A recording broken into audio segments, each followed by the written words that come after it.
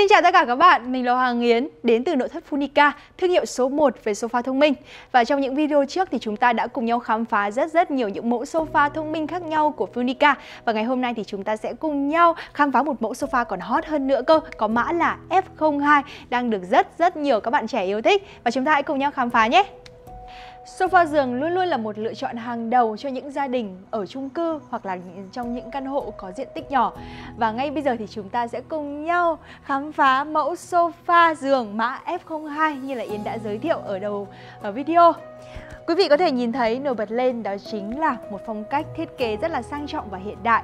Gam màu đó là gam màu trung tính, màu ghi chủ đạo kết hợp với họa tiết caro.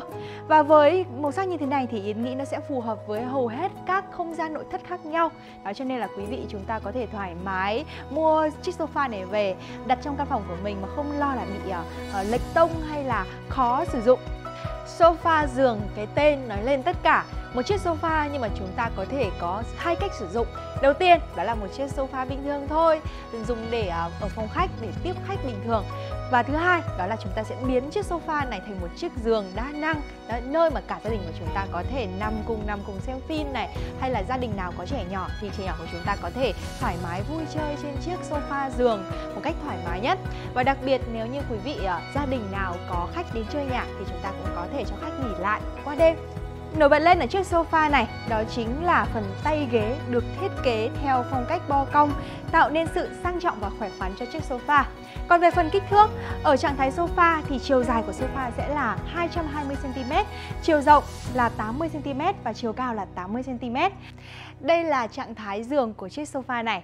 Và ở trạng thái này thì chiều dài của sofa là 185 cm, chiều rộng là 132 cm và chiều cao là 43 cm.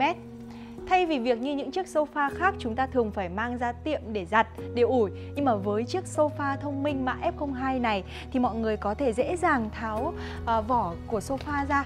Chúng ta có thể đi giặt ngay tại nhà, giúp cho chúng ta tiết kiệm được chi phí và thời gian.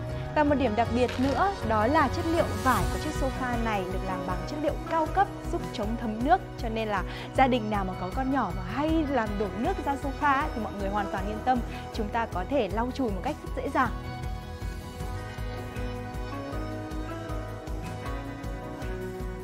Một chiếc sofa thông minh sẽ chú trọng vào công năng của nó nhưng mà cũng không quên đi cái phần thiết kế. Như quý vị có thể thấy, chiếc sofa đi kèm theo đó là 3 chiếc gối tựa rất là lớn với chất liệu cực kỳ xịn sò, nằm rất thoải mái luôn. Cùng với đó là 2 chiếc gối hình caro như thế này giúp cho chiếc sofa của chúng ta trở nên tinh tế, có điểm nhấn hơn, làm cho không gian phòng khách nhà bạn trở nên ấm cúng hơn rất là nhiều. Một điểm rất thông minh của chiếc sofa này đó là nó tận dụng tối đa, tối ưu hóa cái không gian nhà bạn. Ví dụ như là bình thường chúng ta phải có thêm những chiếc tủ để đựng những cái thứ như là chăn màn hay là gối ở trên sofa. Nhưng mà với chiếc sofa này thì không cần, bởi vì nó đã thiết kế thêm một phần hộp ở bên góc sofa. Chúng ta có thể mở lên và cho những cái gối này vào, hay là những thứ mà chúng ta muốn cất gọn. Đó thì chúng ta có thể sử dụng tối đa diện tích cái không gian của chiếc sofa này để chúng ta tùy theo nhu cầu sử dụng của mỗi người. Đến với sofa Funica, khách hàng hoàn toàn yên tâm về chất lượng sản phẩm. Và với chiếc sofa giường mã F02 này cũng vậy. Khung của chiếc sofa này được làm bằng thép bền bỉ, sơn cách điện chống rỉ, kết hợp với phần khung gỗ tự nhiên đã qua xử lý giúp chống cong vênh và mối mọt. Đối với mỗi gia đình thì sẽ có cách đặt sofa khác nhau, và nắm được điều đó cho nên là sofa thông minh của Funica có thể căn chỉnh theo cái góc L này sang bên trái hoặc bên phải tùy theo không gian nhà bạn, giúp tối ưu hóa diện tích cũng như là tiết kiệm diện tích cho không gian. Và bây giờ mình sẽ hướng dẫn các bạn cách biến một chiếc sofa thông minh F02 này thành một chiếc giường êm ái nhé. Đầu tiên, chúng ta kéo phần dây ở dưới đáy của sofa ra ngoài. Tiếp theo, chúng ta một tay nắm phần dây vạt chéo lên một góc 45 độ. Cuối cùng, chúng ta dùng một tay còn lại ấn tấm nệm xuống. Chỉ với một vài thao tác đơn giản thôi thì bây giờ chúng ta đã có một chiếc giường vô cùng rộng rãi và thoải mái rồi.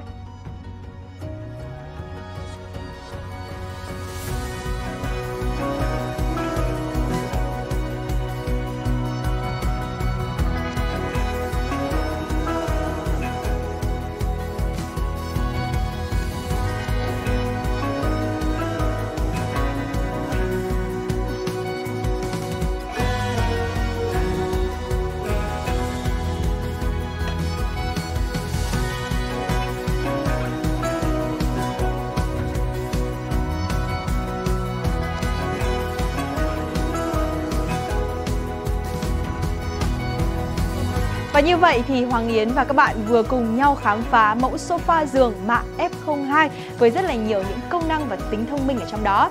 Và không còn lý do gì để chúng ta không sở hữu ngay một mẫu sofa F02 bằng cách là hãy gọi điện ngay với chúng tôi qua số hotline hoặc website. Nhưng mà Hoàng Yến khuyên là mọi người nên đến trực tiếp cửa hàng tại showroom để được nhân viên tư vấn miễn phí. Và Funica cam kết là bảo hành 3 năm với phần khung và 1 năm đối với phần nệm và vải. Cho nên là quý vị có rất là nhiều những ưu đãi. Đặc biệt là quý vị nào ở Hà Nội thì sẽ chắc chắn được giao hàng miễn phí rồi đấy.